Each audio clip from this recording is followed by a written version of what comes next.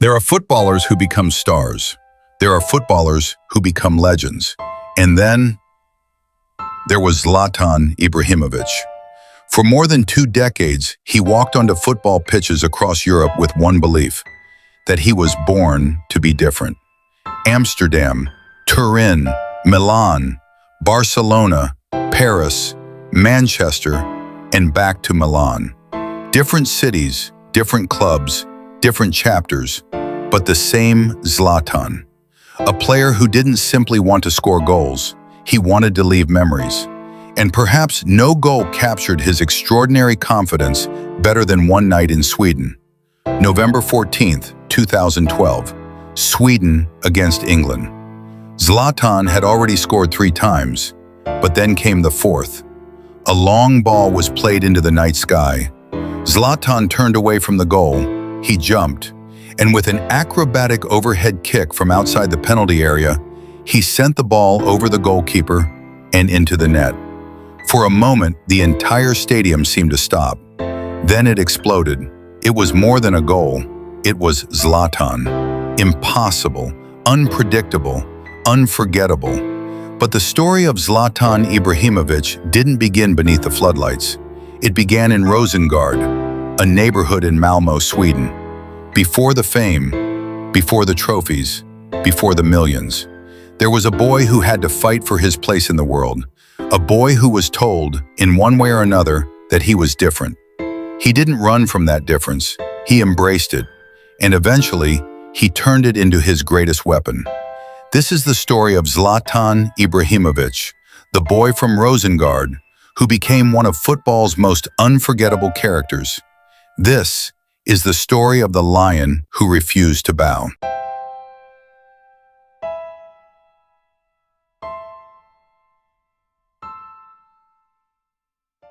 Before the world knew the name Zlatan Ibrahimović, there was just a boy growing up in Malmö, Sweden. His name was Zlatan.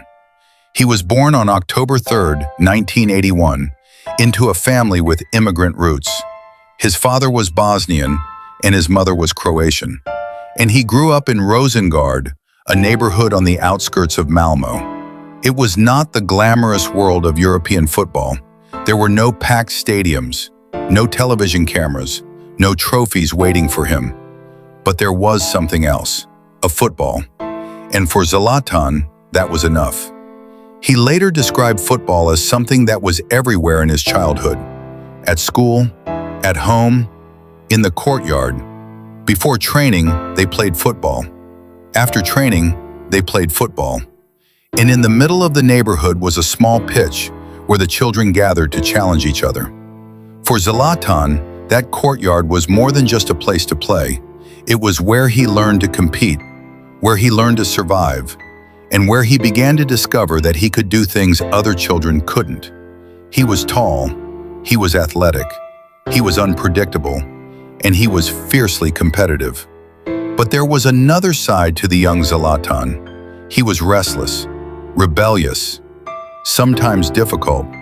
He didn't always fit comfortably into the world around him, and perhaps that was exactly what made him different. Because while other children dreamed of becoming footballers, Zlatan began to believe that he actually could.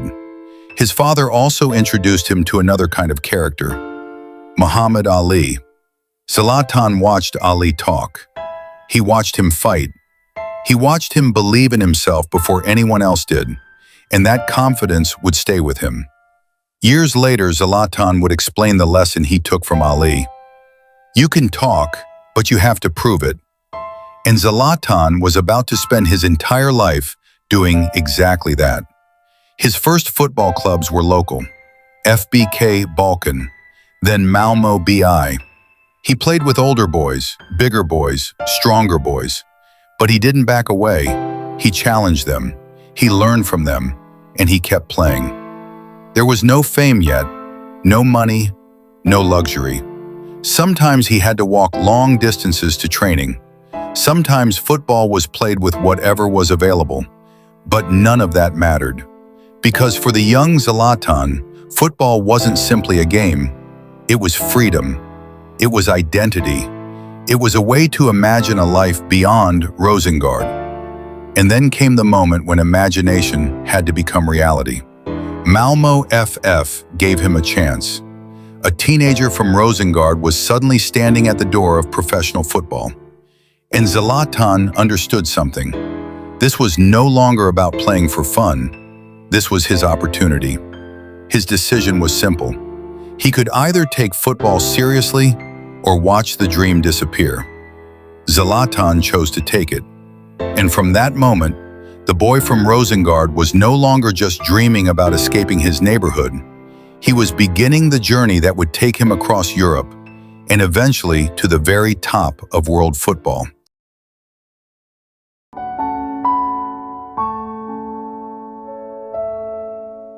For years, football had been Zlatan Ibrahimovic's escape.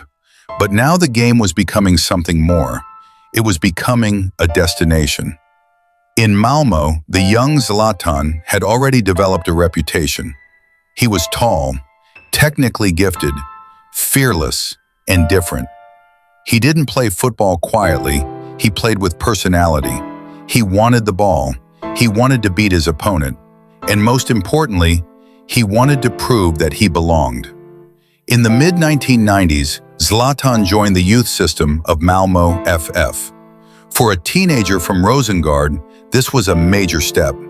Malmö FF was not just another local club. It was one of Sweden's historic football institutions. And suddenly Zlatan was entering a world where talent alone would not be enough. There were coaches, there were expectations, there were teammates competing for the same dream. And Zlatan had to learn how to turn raw ability into professional football. His body was changing, his technique was developing, and his confidence was growing with it. But confidence could also become a problem. Zlatan was never the type of player who simply accepted authority. He questioned things, he challenged people, and sometimes his attitude created friction. But beneath that difficult personality was an extraordinary belief in himself. He didn't see himself as an ordinary young footballer. He believed he could become something much bigger. The problem was, almost nobody knew how big. Then came the opportunity to step closer to the first team. Zlatan began training with experienced professionals. The pace was faster, the challenges were harder, and every mistake was exposed. But instead of being intimidated, he adapted. His long frame gave him an unusual combination of power and coordination. His feet were remarkably quick for a player of his size, and his imagination was different. He could improvise, he could dribble, he could finish, and he could create something from almost nothing. In 1999, Zlatan Ibrahimović made his senior debut for Malmö FF. The boy who had once played football in the courtyards of Rosengård was now a professional footballer. But the dream was still far from complete, because Malmö was only the beginning. The Swedish league was not where Zlatan wanted his story to end. He wanted Europe. He wanted the biggest stadiums, the biggest clubs, the biggest challenges. And soon, someone from outside Sweden began paying attention. A Dutch club known throughout Europe for developing young talent. Ajax. The name alone represented another world. Amsterdam, European football, Champions League nights, and a pathway to the very highest level. For Zlatan, it was the opportunity he had been waiting for. But there was a problem. He wasn't leaving Malmö as a finished player. He was leaving as a young man with enormous potential and an enormous ego to match it. Europe was about to find out whether Zlatan Ibrahimović was truly as special as he believed. The boy from Rosengård had reached the first door. Now he was ready to open it.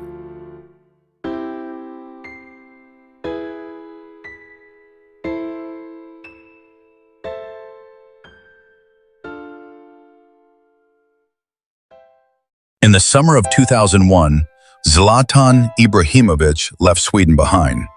At just 19 years old, he was leaving Malmö and entering a completely different world. Amsterdam, Ajax, European football. The club had a legendary reputation for developing young players. Johan Cruyff had once worn its shirt. Marco van Basten had emerged from its academy. Patrick Kluivert had become a star there. And now, Ajax believed Zlatan could be their next great striker. But Zlatan wasn't arriving as a finished product. He was arriving as a raw talent with extraordinary potential and enormous confidence. The move was a major step in his career, but it wasn't easy. Everything was different. The language, the culture, the football, the expectations, and the speed of the game. At Ajax, talent was not enough. Players were expected to understand movement, positioning, passing, pressing, and tactical discipline. Zlatan had the physical gifts. He had the imagination. He had the technique, but he still had a lot to learn. And his personality sometimes made things even more complicated. Ajax manager Ronald Koeman had a young striker with incredible ability, but also a player who refused to think like everyone else. Zlatan wanted freedom. He wanted to improvise. He wanted to attack defenders. He wanted to play football his own way. And sometimes, that freedom produced brilliance. Other times, it produced frustration. His first season in Amsterdam was a mixture of promise and inconsistency. There were moments when the crowd could see something special. A touch, a dribble, a finish, a movement that didn't look like ordinary football.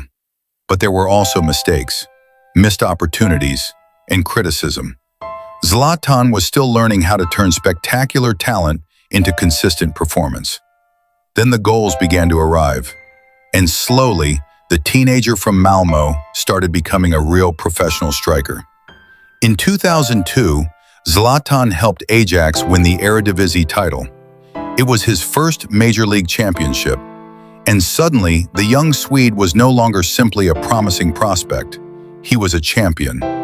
But the moment that truly changed how people viewed him came in 2004. Ajax were facing NAC Breda. Zlatan received the ball and began moving through the defense. One defender tried to stop him, then another, then another. Zlatan kept going. He dribbled through the crowded penalty area with a combination of balance, improvisation, and audacity. And then, he finished. It was the kind of goal that seemed almost impossible, a goal that showed exactly what made Zlatan different. He wasn't simply powerful. He wasn't simply tall. He wasn't simply a striker. He could create something nobody expected. That goal became one of the defining images of his early career, and Europe was beginning to pay attention. But there was another side to Zlatan's time at Ajax. His confidence was becoming stronger. So was his reputation, and so were the tensions around him. He was no longer the quiet teenager arriving from Sweden. He was becoming Zlatan, a player who believed he belonged among the best. And eventually, that confidence would collide with one of the biggest rivalries in European football.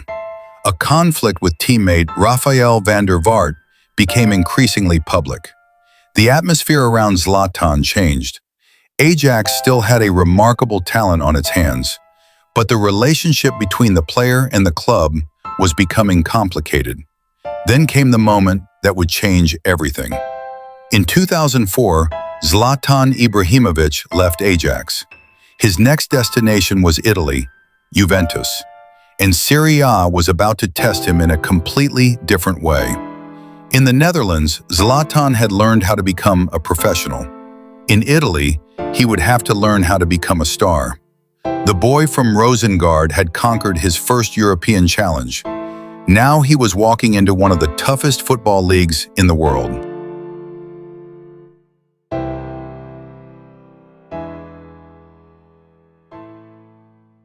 In the summer of 2004, Zlatan Ibrahimović was no longer an unknown teenager from Sweden. He had conquered Ajax. He had won trophies. He had produced one of the most spectacular goals of his young career. And now, Europe's biggest clubs were watching. Then came the call from Italy, Juventus, a club with a history built on championships, pressure, and superstars. On August 31st, 2004, Juventus completed the signing of the 22-year-old Ibrahimović from Ajax for around 16 million euros. For Zlatan, this wasn't simply another transfer. It was a test, because Serie A was different. Italian football was famous for tactical discipline, defensive organization, and experienced defenders who punished every mistake. And Zlatan was walking straight into it. At Juventus, he would also be surrounded by players who had already reached the highest level. Alessandro Del Piero, David Trezeguet, Pavel Nedved, and behind them stood a demanding manager, Fabio Capello. Capello had wanted Zlatan, and he wasn't bringing him to Turin to sit on the bench. He believed the young Swede could become something special, but Zlatan had to prove it. His first Serie A appearance came on September 12, 2004, away against Brescia. A new country, a new league, a new shirt, a completely different challenge. And Zlatan didn't take long to announce himself. He adapted remarkably quickly. Within his first 10 Serie A matches, he had already scored 5 goals. The boy who had once struggled to find consistency at Ajax was suddenly becoming one of the most dangerous young forwards in Italy. Then came the pressure of expectation. With injuries affecting Juventus's established forwards, Zlatan was given an increasingly important role in the attack. And he responded. He wasn't simply scoring, he was holding the ball, creating chances, linking play, using his unusual height and technique against defenders who weren't accustomed to a striker like him. He could play with his back to goal, turn, dribble, or produce something completely unexpected. In December 2004, against Lazio, Juventus were trailing. Then Zlatan struck. A 75th minute finish gave Juventus a 2-1 victory and preserved their strong position at the top of Serie A. Moments like that changed how people viewed him. He wasn't just surviving Italian football, he was influencing it. And by the end of his first Serie A season, Zlatan had scored 16 league goals. Juventus finished top of the table, and Zlatan was recognized as Serie A's Foreign Footballer of the Year. The transformation was remarkable. The raw teenager from Malmö, the unpredictable young striker from Ajax, was becoming a complete European forward. But then, football changed around him. The following season began with Juventus again competing at the highest level. Zlatan's role was evolving. He was becoming less of a pure finisher and more of a creator. His movement, his strength, his passing, his ability to bring other players into the attack. Everything was developing, but away from the pitch, a storm was approaching. Italian football was about to be shaken by one of the biggest scandals in its history, and Juventus would be at the center of it. The club that had given Zlatan his first taste of the very top was about to collapse into chaos. Calciopoli. And suddenly Zlatan's future in Turin was no longer certain. The next chapter of his story would take him away from Juventus and into another legendary Italian club, Inter Milan. But before Zlatan could conquer Milan, he first had to survive the fall of Juventus.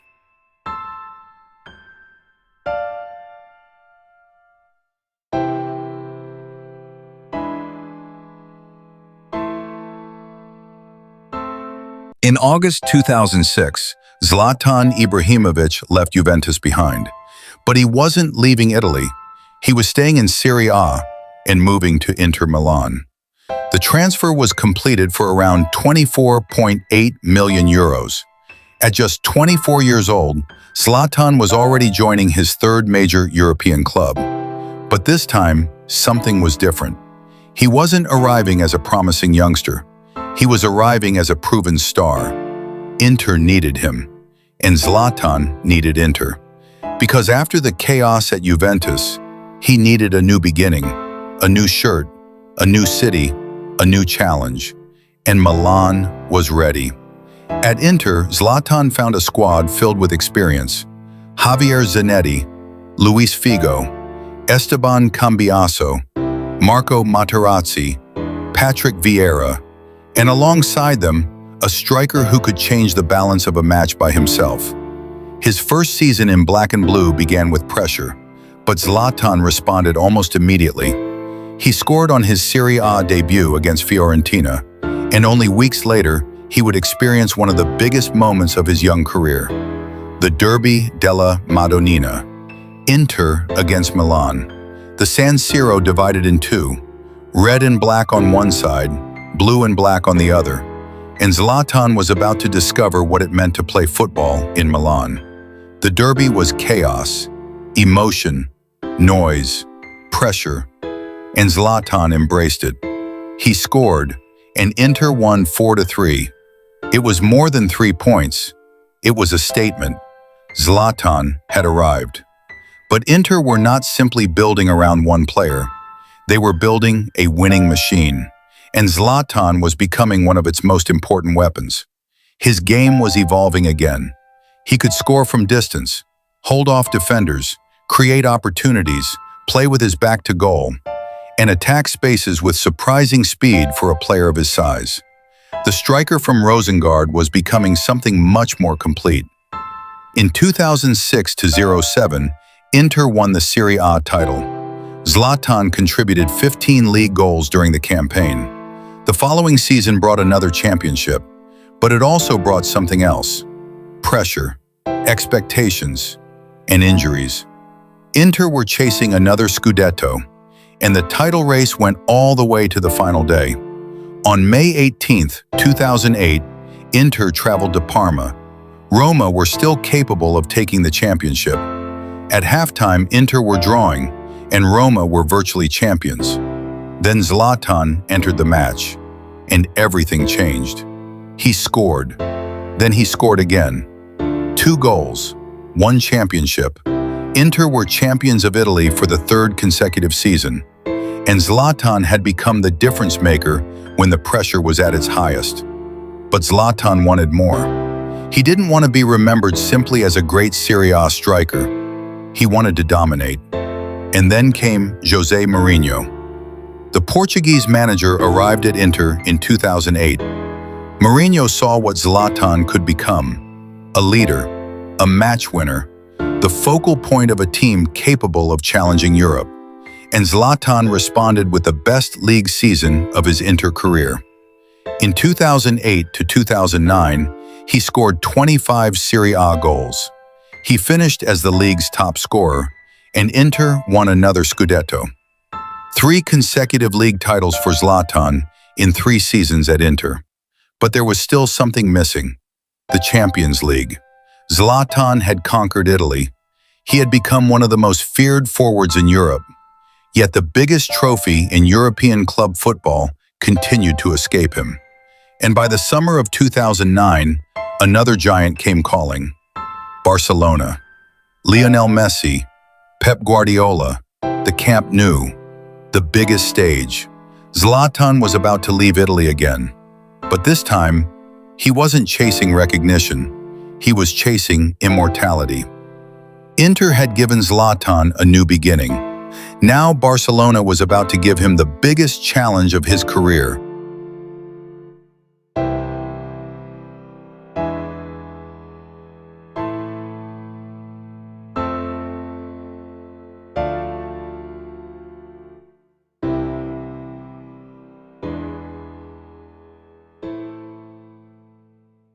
In the summer of 2009, Zlatan Ibrahimović had conquered Italy. 3 Serie A titles with Inter, the league's top scorer, 25 goals in his final Serie A season, and now, the biggest club move of his career was waiting. Barcelona, the reigning European champions, the Camp Nou, Lionel Messi, and Pep Guardiola. On July 27, 2009, Barcelona completed the signing of the 27-year-old Swedish striker from Inter for €46 million, with Samuel Eto'o going the other way. For Zlatan, this was supposed to be the perfect destination. He had spent years proving himself. Now he was joining a team that had just conquered Europe, a team built around possession, movement, and extraordinary technical ability. And for a player who had always believed he was destined for the very top, Barcelona seemed like the final step. The first days at the Camp Nou felt like a dream. The cameras, the supporters, the famous red and blue shirt, and the enormous stadium waiting for its new superstar. But Zlatan wasn't arriving simply to be another player. He expected to be important, and very quickly he began showing why. He scored on his league debut, then he scored again and again. His physical presence gave Barcelona something different. He could hold the ball, bring teammates into the attack, play with his back to goal, and finish chances with extraordinary power.